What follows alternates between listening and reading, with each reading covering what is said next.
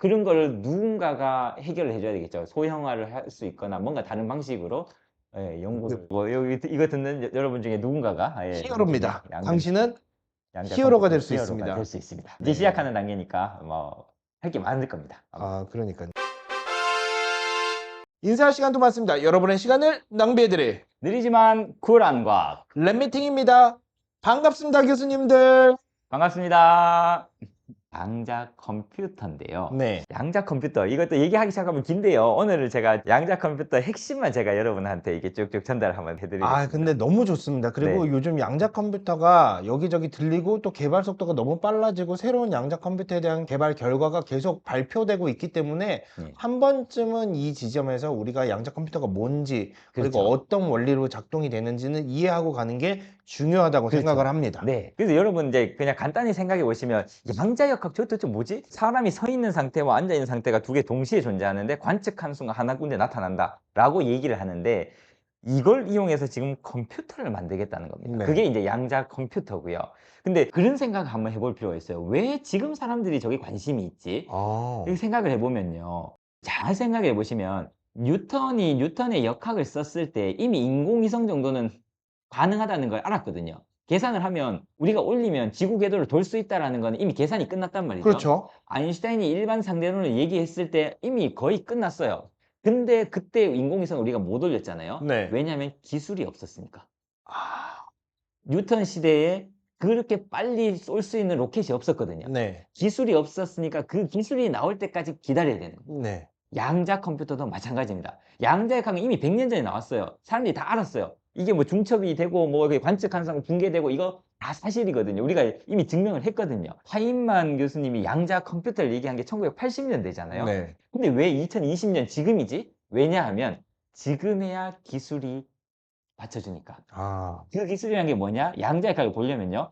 원자를 컨트롤해야 됩니다. 아, 온도를 완전히 낮춰야 됩니다. 네. 아니면 초전도체 있어야 돼요. 네. 이게 지금 가능하다는 겁니다. 지금 이제 온도 낮출 수 있습니다. 원자 우리가 컨트롤할 수 있어요. 초전도체 되거든요. 네. 그러니까 지금 하겠다라는 겁니다. 아, 예. 그렇군요. 그래서 지금 양자 컴퓨터에 사람들이 관심을 가지는 거죠. 이제는 할 수 있는 기술적 토대가 되었다. 아, 이론이 아무리 완벽하게 정립이 돼 네. 있더라도 그다음에 쓸 수 있을 정도의 이론이 성립되어도 기술이 받쳐줘야 그렇죠. 양자 네. 역학을 응용할 수 있는 그렇죠. 네, 그렇습니다. 컴퓨터 양자 컴퓨터 기술은 발전은 지금일 수밖에 없었다. 그렇죠. 예, 그러니까 모든 게 그렇습니다. 모든 게 이론이 나오고 그 받쳐줄 수 있는 기술이 나왔을 때 그게 합쳐졌을 때 또 새로운 게 나오거든요. 이 기초과학과 공학은 항상 함께 가야 된다라는 겁니다. 자, 그게 이제 양자 컴퓨터가 지금 나오게 된 배경이 되겠고요. 그러면 양자 역학은 이제 들어서 뭐 이상한 거다라고 이제 생각을 하실 텐데 그럼 양자 컴퓨터는 도대체 뭘까? 아, 그렇죠. 이겁니다.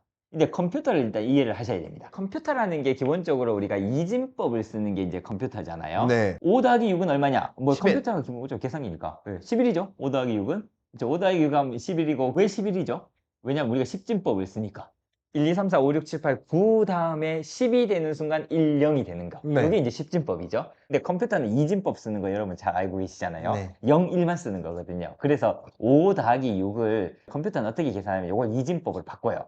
아까 한 거 뭐냐면 5 더하기 6. 야, 이건 너무 쉽잖아요. 그렇죠? 11 이렇게 하는 겁니다. 이렇게 계산하는 건데 이게 네. 10진법이잖아요. 근데 이걸 이진법을 하면 이진법은 얘가 1, 0, 1이 일. 되고요. 그렇죠. 얘는 1, 1, 0이 됩니다. 요거 왜 그렇게 되냐면 이진법은요. 요게 1의 자리고요. 요거는 2의 자리입니다. 그래서 요건 1의 자리, 요거는 2의 자리, 요거는 2의 제곱 자리니까 2의 제곱 4잖아요. 네. 1이고 4 더하기 1 하면 5. 그래서 5를 1, 0, 1 이렇게 나타내는 거거든요. 그럼 6은 2의 제곱 4 더하기 2니까 1, 1, 0 이렇게 되는 겁니다. 네. 그래서 이렇게 이진법을 이렇게 나타낸 다음에 컴퓨터나 계산기가 어떻게 하냐 하면 1 더하기 0은 1이 일. 되겠죠? 그렇죠? 그 다음에 0 더하기 1은 1이 1이죠. 되겠죠? 근데 문제가 뭐냐면 1 더하기 1이 얼마냐? 10. 2잖아요. 그러니까 이진법에서는 2는 0이라고 하고 자릿수가 하나 올라가는 겁니다. 네. 그래서 자릿수 올라가니까 1, 1, 0, 1, 1 이렇게 되는 겁니다. 네. 자, 이제 확인 한번 해볼까요? 요게 1의 자리고요. 요거는 2의 자리고, 요거는 2의 제곱 자리고, 요거는 2의 3승 삼승. 자리예요. 이거 2의 3승, 요 8이죠? 네. 8 더하기 2 2 더하기 더하기 1이 11이잖아요. 네. 요렇게 계산합니다. 근데 이진법은 이렇게 계산을 하는데, 이게 뭔가 대단한 계산은 아니에요. 요 계산을 하려면 잘 보십시오. 0, 1만 있으니까 경우의 수가 4개밖에 없습니다. 0, 0, 0, 1, 1, 0, 1, 1. 1, 1. 요거 4개의 경우의 수밖에 없습니다. 0과 1로 하면요. 그러면 여기에 합이 있을 수 있고요. 합이 있을 수 있고 자릿수가 있을 수 있습니다. 자릿수. 자, 0 더하기 0 하면 합은 0이고 자릿수도 그냥 안 올라가요. 네. 그쵸? 안 올라가고요. 0에다 1을 더하면 합은 1이고요. 자릿수도 안 올라갑니다. 그쵸? 1 더하기 0 하면 합은 1이고 자릿수 안 올라가고요. 네. 1에다 1을 더하면 이제 문제가 생겨요. 1에다 1을 더하면 이거 0이 되고 한 자리 올라간다. 이겁니다. 네. 요것만 하면 돼요. 요것만 하면 여러분 덧셈 할 수 있습니다. 아, 그러네요. 그쵸? 요것만 하면 돼요. 네. 근데 요걸 어떻게 하냐면 요 합을 잘 보시면 입력은 2개밖에 없어요. 0 아니면 1 2개밖에 없는데 입력 2개가 다를 때는 1이 돼요. 아, 그러네요. 입력 2개가 같을 때는 0이 되는 거예요. 아, 그리고 자릿수는 뭐냐면 입력 2개가 둘 다 1일 때만 1입니다. 요렇게 동작만 하면 여러분은 컴퓨터를 만들 수 있어요. 그냥 입력은 2개만 있으면 되거든요. 그래서 여러분 사람을 보면 사람 깃발 올려, 깃발 내려 이런 거 여러분 보셨잖아요. 네. 천기백기. 그죠? 천기백기. 깃발을 올리면 1, 내리면 0 이렇게 해서 사람을 교육을 시켜서 그러면 2가지 상태를 나타낼 수 있잖아요. 네. 올린 것과 내린 것 2개의 상태를 나타낼 수 있죠. 그러면 그 상황에서 그 사람을 가지고 계산할 수 있어요. 요 사람이 있습니다. 요 사람이 있는데요. 요 빨간 옷을 입은 사람은 둘 다 1일 때만 깃발을 드는 겁니다. 내 앞에 사람이 2명이 있어. 네. 근데 그 2명이 깃발을 이제 들기 시작할 텐데 둘 다 깃발을 들었을 때만 내가 들어. 그리고 초록색 옷을 입힌 저 사람한테는 당신은 앞에 2명을 잘 보고 있다가 둘이 다를 때만 손을 드세요.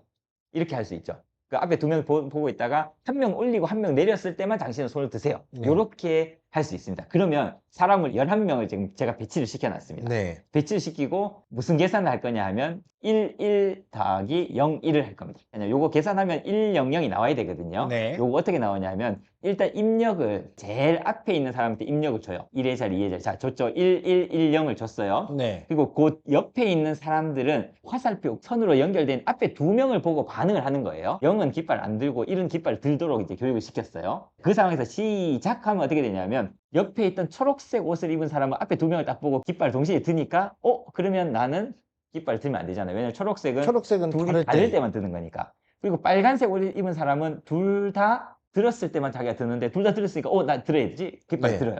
그 다음에 있는 사람도 그렇게 하면 되고요. 그러면 어떻게 되냐면 여러분은 맨 끝에 나온 사람만 보면 돼요. 그러면 거기에 답이 있습니다. 요게 컴퓨터가 작동하는 방식입니다. 입력이 2개가 있고요. 이 2개가 뭐 0 아니면 1밖에 없기 때문에 사람이 깃발을 올리거나 내리거나 할 수 있고 자석에 N극, S극을 쓸 수도 있고 뭐든 2개를 쓰면 돼요. 그 2개의 입력에 대해서 2개 다를 때 깃발 드는 애 한 명 있고 둘 다 깃발 들었을 때 깃발 드는 애 한 명, 그런 역할 한 사람만 있으면 계산을 할 수 있습니다. 요게 계산기의 원리입니다. 실제로 그러면 지금 컴퓨터가 뭐 사람으로 계산하냐? 그렇진 않잖아요. 그렇죠. 실제 게이트는 사람으로는 안 하죠. 예, 실제 게이트는 뭐냐면 어제 말씀드린 전자기학, 맥스웰 전자기학의 결정판, 응용의 결정판, 바로 트랜지스터입니다. 트랜지스터. 저 트랜지스터라는 게 사실은 그 진공관에서 나왔어요. 네. 이 진공관이라는 건 뭐냐면 전자가 막 이동하는데 이게 스위치로 쓸 수 있다는 거거든요. 전압을 탁탁 걸면 이게 스위치로 쓸 수 있다. 왼쪽 아래 이렇게 보시면 C랑 E라고 이렇게 돼 있죠. 네. C에서 E로 이렇게 전류가 흐르는 건데요. B에다가 전압을 걸어주면 흐르고요. 안 걸어주면 안 흐르는 스위치입니다. 네. 수도꼭지랑 똑같은 겁니다. 그래서 물을 틀었다가 막았다가 이렇게 하는 건데요. 그러면 오른쪽에 있는 그림처럼 트랜지스터 2개를 직렬로 연결해 놨잖아요. 네. 그래서 이렇게 전류가 쭉 흘러내려올 거잖아요. 그렇죠. 2개 연결해서 쭉 흘러내려오는데 트랜지스터 둘 다 열어줘야지 흐르겠죠. 네. 하나라도 막으면 저거 안 흐를 거란 말이죠. 네. 무슨 말이냐면 둘 다 1일 때만 1이 나와요. 저렇게 2개 하면. 둘 다 열었을 때만 저기는 전류가 흐릅니다. 하나라도 막히면 그냥 출력이 0입니다. 네. 둘 다 열었을 때만 나오는 요게 바로 자릿수를 계산하는 겁니다. 그래서 여러분 컴퓨터에서 트랜지스터 2개 딱 연결해 놓고 그러면 거기서 자릿수를 계산할 수 있다. 그래서 여러분 컴퓨터는 전류가 흐르냐 안 흐르느냐를 가지고 0, 1을 구분을 하고요. 그 스위치를 가지고 그거를 컨트롤 해가지고 만드는 겁니다. 그래서 이제 가만히 보시면 이제 컴퓨터 만들려면 몇 가지 조건이 필요해요. 일단 그 비트라는 걸 정의를 해야 되거든요. 이 0, 1을 뭘로 정의할 거냐? 깃발을 올리고 내리는 걸로 정의할 거냐? 아니면 그냥 전류가 흐르냐 안 흐르냐 할 거냐? 그거는 마음대로 해도 됩니다. 근데 제일 편한 게 전기라고요. 그래서 전기가 가장 편하기 때문에 전기를 지금 쓰는 거고 그러면 그거를 전류가 흐르고 흐르지 않고 이걸 껐다 켰다 할 수 있는 그런 하드웨어가 있나? 그게 바로 트랜지스터라는 겁니다. 아. 하드웨어가 있어야 돼요. 네. 그 트랜지스터를 잘 연결해가지고 자릿수를 계산하는 그런 걸 이제 게이트라고 합니다. 그런 게 이제 있어야 되고요. 그걸 잘 연결해서 덧셈을 하려면 뭔가 알고리즘 같은 게 있어야 되죠. 그렇죠. 이런 거 조건들이 다 필요합니다. 컴퓨터를 만들려면 요 네 가지 조건이 필요한데 우리 양자 컴퓨터 얘기하잖아요. 네. 양자 컴퓨터를 만들려면 마찬가지로 이 조건이 필요하다라는 거. 비트를 어떻게 정의를 하지? 양자 컴퓨터는? 그러니까요. 양자 컴퓨터는 비트를 어떻게 정의하냐면요. 아까 제가 말씀드렸죠. 제가 서 있는 상태와 앉아 있는 상태가 중첩돼 있다라고 말씀을 드렸잖아요. 네. 예, 그러니까 서 있는 상태를 1, 앉아 있는 상태를 0 이렇게 이제 보겠다는 겁니다. 그렇게 해서 계산을 하겠다. 근데 네. 문제는 뭐냐면 두 개가 중첩되어 있어요.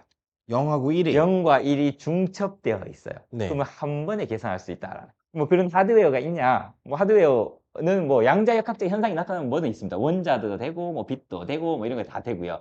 그러면 게이트가 되냐? 아까 말씀드렸던 자릿수냐, 합이냐 이런 거 계산하는 거 그런 게 이제 낫 게이트, C낫 게이트라는 거고 알고리즘이 있냐? 몇 개 없습니다. 몇 개 없는데 지금 뭐 몇 가지 이제 알고리즘이 있는 거고요. 그러면 간단하게만 제가 이제 설명을 드리겠습니다. 이 양자 게이트, 그러니까 게이트라는 게요. 아까 입력이 두 개일 때, 둘 다 1일 때만 뭐 1이 나와라. 두 개가 다를 때 1이 나와라. 요런 게 이제 게이트인데요. 요 양자 낫 게이트랑 뭐냐면 입력을 뒤집어 주는 거예요. 1이 들어오면 0이 나가고, 0이 들어오면 1이 나가도록 하는 게 양자 낫 게이트입니다. 근데 양자 이제 낫 문제가 게이트. 뭐냐면 네. 관측하면 안 됩니다. 양자 역학 아까 말씀드렸죠. 관측하는 순간 0과 1의 중첩 상태는 붕괴합니다.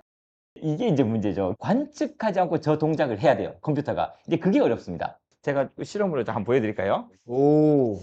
지루하실 때가 됐으니까 또 실험 한번 보여드리겠습니다. 이 친구 또 나왔네. 네, 요거 이제 자주 쓰는 건데요. 근데 이게 회전하니까 이거를 전자의 스핀이라고 볼 수 있겠다. 네. 스핀이라는 건 아까 양자역학적인 현상이잖아요. 네. 스핀이 업과 다운, 그러니까 여기 시계 방향으로 도는 것과 반시계 방향으로 도는 게 중첩되어 있는 상황이 나올 수 있다. 그렇죠. 근데 업을 다운으로 만들고 다운을 업으로 만드는 거 그게 바로 양자 낫 게이트거든요. 그거 어떻게 할 거냐? 보지 않고 관측하지 않고 얘가 1인지 0인지도 모르는데 어떻게 뒤집을 거냐? 이게 문제예요. 그걸 제가 실험으로 보여드릴게요. 어떻게 네. 하는지. 자, 요게 이제 팽이가 있잖아요. 그러면 요게 그 세차 운동이라고 요렇게 해서 요거 제 손을 놓으면 요게 요렇게 되죠. 요렇게 들어가죠. 네, 떨어지지 도네요. 않고. 네. 요게 그냥 이렇게 요 상태에서 그냥 제가 손을 놓으면 이렇게 떨어지잖아요. 이렇게 그쵸. 떨어지는데 여기가 회전을 시키면 요게 요런 식으로 돌아가거든요. 네네. 그러면 잘 생각해 보시면 여러분 요렇게 됐을 때 요 방향을 볼 때 요 방향을 볼 때 요거를 1이라고 하고 요걸 스핀이 반대로 됐을 때 요거를 0이라고 하자. 네. 얘가 이렇게 돌아가잖아요. 요렇게 해서 1, 0, 1, 0 계속 바뀌죠. 요렇게 얘가 회전하기 시작하는데 요 회전하는 시간만 알면 됩니다. 주기만 알면 그렇죠. 되면 요게 한 바퀴 돌았을 때 2초가 걸렸다. 그러면 여기서 반 바퀴 돌리면 어떻게 되죠? 1초. 1초가 걸리죠. 그러면 중력이 지금 작용하겠죠? 여기서 걸고 그 1초가 기다리면 0은 1이 돼 있을 거고요. 얘가 1이었으면 0이 돼 있을 겁니다. 요런 식으로 양자 컴퓨터가 작동합니다. 오. 네. 관측하지 않고 저걸 해야 되기 때문에 그래서 어렵습니다. 굉장히 어렵고요. 요거 이제 자기장 걸어서 저렇게 도는 거 제가 이제 설명을 드린 거고요. 저렇게 도니까 반 바퀴 돌았을 때 딱 끄면 돼요. 예, 반 바퀴 돌았을 때 끄면 그게 업이었으면 다운이 돼 있을 거고 다운이었으면 업이 돼 있을 겁니다. 좋네요. 네. 이제 그렇게 이제 되는 거고요. C낫 게이트 요게 핵심입니다. 왜냐하면 저게 돼야지 양자 컴퓨터 되거든요. 그건 네. 수학적으로 증명이 되어 있습니다. 요건 뭐냐면 제가 써서 말씀드릴게요. 네. 여러분의 컴퓨터가 요렇게 작동한다고 제가 말씀을 드렸잖아요. 00이 들어가면 요렇게 이제 출력이 이렇게 나와요. 근데 양자 C낫 게이트는 뭐냐 하면 입력이 2개인데 출력이 2개입니다. 그래서 여기 한번 써볼까요? 양자는 요렇게 있습니다. 0, 0, 0, 1, 1, 0, 1, 1 이렇게 00, 01, 10, 11을 이렇게 넣는 겁니다. 요렇게 넣으면 양자 C낫 게이트는 어떻게 작동하냐면요. 네. 여기 요 왼쪽에 있는 거 있잖아요. 요걸 이제 컨트롤 게이트라고 하고 요걸 이제 타겟 게이트라고 하는데 요 왼쪽에 있는 게 0일 때는 그냥 그대로 내보냅니다. 네. 0일 때는 그냥 그대로 내보내서 0이 되겠죠? 요게 0이면 여기도 그냥 0이 되고요. 그냥 네. 그대로 내보내니까 요게 0이면 요게 0이니까 요 그대로 내보내서 오른쪽 요거는 1이 이렇게 됩니다. 근데 왼쪽에 있는 게 1이면 요게 1이면 요거를 뒤집습니다. 그게 이제 C낫 게이트라는 건데요. 1, 0을 넣으면 어떻게 되냐면 요건 1이고 오른쪽은 뒤집어서 1이 일. 되고요. 요거는 이렇게 하면 요거 1이고 요거는 뒤집어서 0 이렇게 됩니다.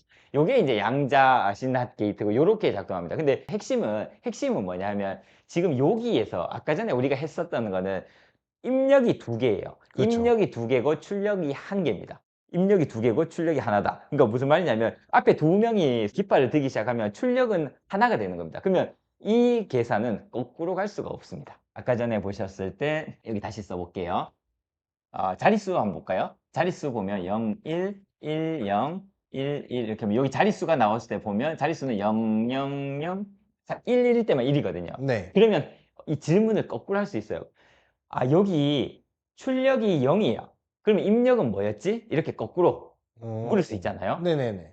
지금 컴퓨터는 그거 계산 못 합니다. 출력이 0이면 입력이 이거일 수도 있고 이거일 수도 있고 이거일 수도 있잖아요. 그렇죠. 그래서 여러 가지 경우가 있으니까 네. 알 수가 없습니다. 근데 양자 컴퓨터는 이렇게 계산하면 출력이 1, 0입니다. 그럼 입력이 뭡니까? 하나가 딱 결정이 되죠. 그래서 거꾸로 갈 수 있습니다. 네. 아. 이게 이제 가역적 연산이라는 건데 요게 이제 양자 컴퓨터가 이제 독특한 겁니다. 그래서 여러분의 기존의 컴퓨터는 정보를 계속 잃어버리면서 계산을 해요.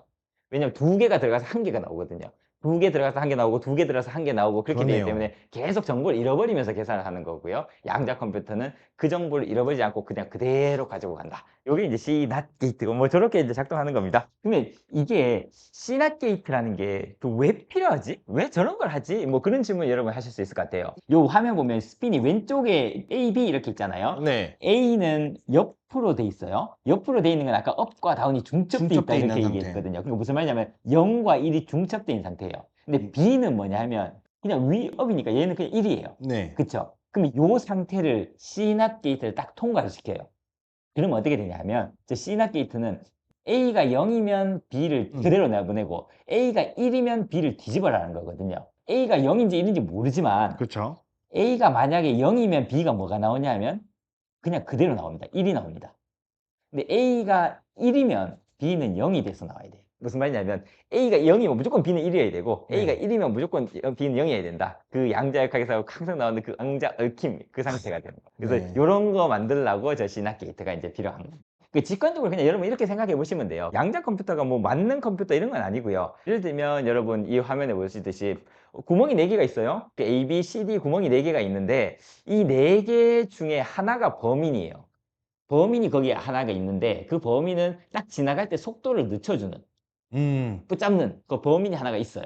만약에 그렇다고 치자고요. 네. 그러면 A, B, C, D 중에 범인을 찾아라라고 하면 여러분의 지금 컴퓨터는 저거 어떻게 계산하냐면 일단 A에 통과시켜 봐요. 네. A에 통과를 시켜보고 뭐 1초 걸렸네? B에 통과시켜봐요. 1초 걸렸네? 네. C에 통과시켰더니 2초 걸렸어. C가 뭐가 있네. D는 다시 통과시켜봤더니 1초 걸리네. 그래서 범인은 C다. 이렇게 쳤습니다. 그럼 계산 몇 번 했죠? 4번 네 번. 했잖아요. 그쵸? 근데 양자 컴퓨터는 어떻게 했냐면 파동이라 그랬잖아요, 세상이. 음. 여기에다가 파동을 여러분 오른쪽 그림처럼 파동을 저렇게 집어넣으면 어떻게 되죠? 간섭, 이상한 패턴이 생기잖아요. 그렇죠. 근데 C를 지나는 것만 이상해진다. C를 지나는 것만 이상해지면 저 간섭 무늬가 바뀌잖아요. 저 간섭 무늬만 딱 보고 C를 쫙 알아낼 수 있죠. 그게 양자 컴퓨터의 원리입니다.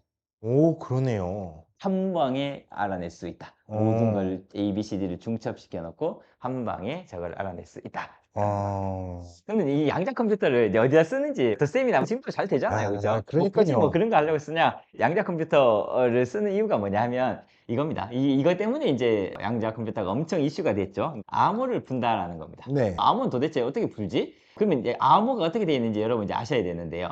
여기 이제 공개키 암호라는 건데 예를 들면 이런 거예요. 우리가 은행과 거래를 하잖아요. 네. 그러면 뭔가 비밀번호를 넣고 우리가 이제 거래를 한단 말이죠.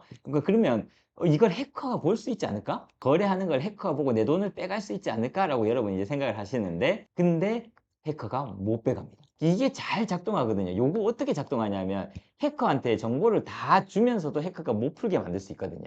이제 그게 바로 공개키 암호라는 겁니다. 일단은 뭐 예를 들면 이런 겁니다. 공개키라는 거 숫자를 하나 이제 공개를 합니다. 그래서 7이라는 숫자를 딱 공개를 해요. 해커도 저걸 볼 수 있겠죠? 7이라는 숫자를 볼 수 있습니다. 그리고 나의 암호를 딱 설정을 하는 게 뭐 예를 들어서 저는 이제 3이라는 숫자를 설정을 하고 은행은 5라는 숫자, 요거는 자기들만 알고 있겠죠. 3이라는 숫자는 저만 알고 있고요. 이 상태에서 저 공개 키 숫자를 두 개를 곱합니다. 그러면 3 곱하기 7을 하면 21이잖아요. 21을 공개합니다.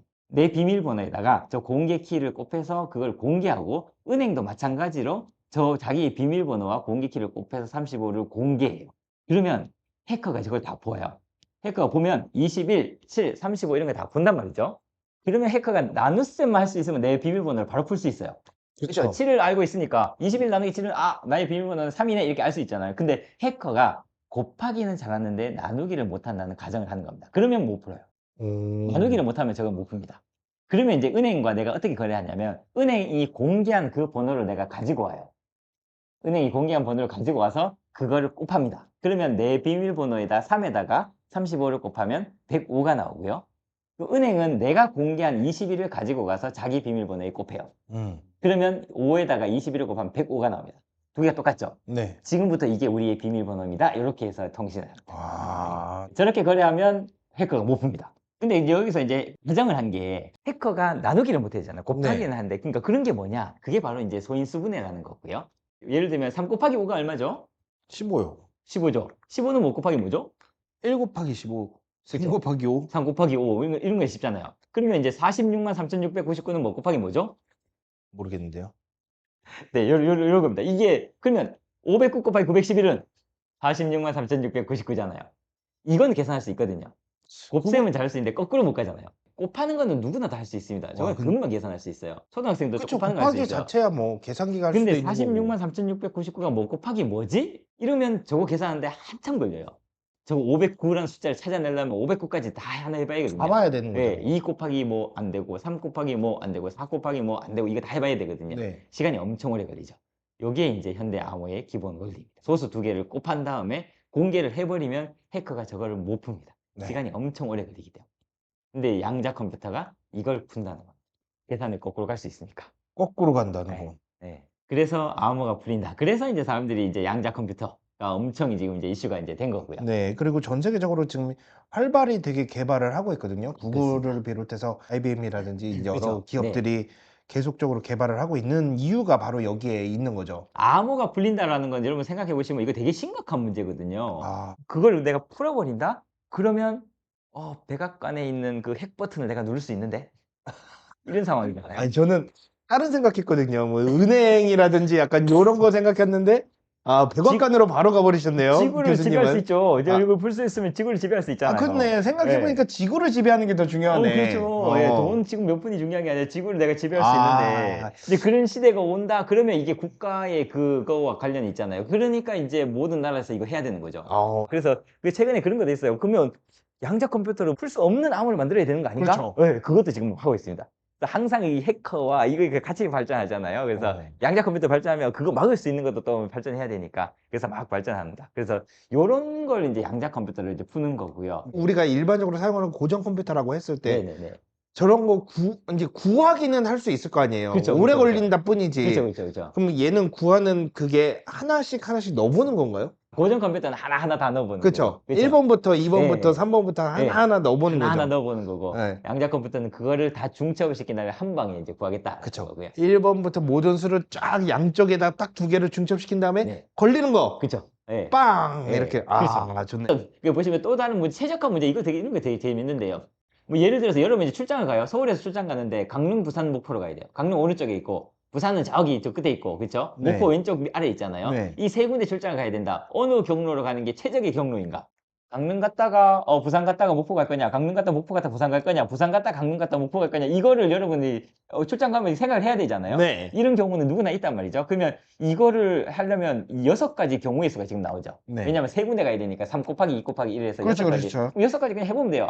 뭐가 제일 효율적이지. 근데 여러분이 10군데 출장을 가야 된다.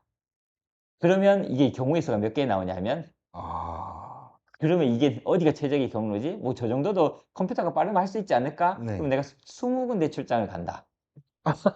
그러면 이거 몇 가지 나오면 243경기에 나옵니다. 와. 243경기. 그러니까 이거를 슈퍼컴퓨터로 한다 그래도 저거 계산 못 합니다. 근데 양자 컴퓨터는 이런 걸 푼다는 겁니다. 아. 그래서 요런 거는 많아요. 여러분 요 메이저리그 뭐 축구 이런 거 많이 보시나? 뭐죠? 그 프리미어리그 이런 게 있잖아요. 그러면 그 팀이 한 20팀 뭐 이렇게 있잖아요. 네네. 그럼 그 20팀이 일정을 짜야 되잖아요. 누구부터 붙고 누구부터 붙고 이걸 해야 되잖아요. 그럼 아. 20팀이 일정을 짜려면 경우의 수가 어마어마하거든요. 1년 일정을 짜려면. 야, 요거 최적화 문제네요. 최적화 문제죠. 그런 문제. 지금도 그거 슈퍼컴퓨터 돌리거든요. 그런 문제를 푼다는 겁니다. 오. 말이 되네요. 네. 왜냐면은 어떤 팀 같은 경우에 이동 거리가 길고 어떤 팀 같은 경우에 짧은 경우에는 긴 팀이 네. 무조건 손해니까. 그렇죠. 네네네. 네. 그 최적의 상황이 뭐냐. 그래서 변수가 여러 가지 있잖아요. 우리 팀은 뭐 이런 변수가 있고 그런 변수들을 딱 넣은 다음에 최적의 일정을 딱 짜는 그 최적의 경우의 수가 뭐냐라는 겁니다. 음. 그런 문제를 양자 컴퓨터가 잘 푼다라는 겁니다. 또 하나만 더 얘기해 보자면 신약 개발 같은 거. 신약 신약 개발 개발. 같은 거. 예, 예. 그런 거 코로나 같은 거 이게 뜨면 백신 만들어야 되잖아요. 이 백신을 만들어서 사람한테 다 놓을 수는 없잖아요. 그렇죠. 뭔가 그러면 시뮬레이션을 좀 해보면 좋잖아요. 네. 그렇죠? 이 백신이라는 게 결국은 약품이고 원자들이 이렇게 모여 있을 텐데 이 원자들이 이렇게 막 모여 있으면 전자가 여기 있을 수도 있고 저기 있을 수도 있고 여러 가지 경우의 수가 그렇죠, 있잖아요. 그렇죠. 그걸 다 확인할 수가 없거든요. 경우의 수가 너무 많이 나오거든요. 네. 예, 그런 거 최적의 백신이 뭐냐 이런 거 어. 이제 푸는 거죠.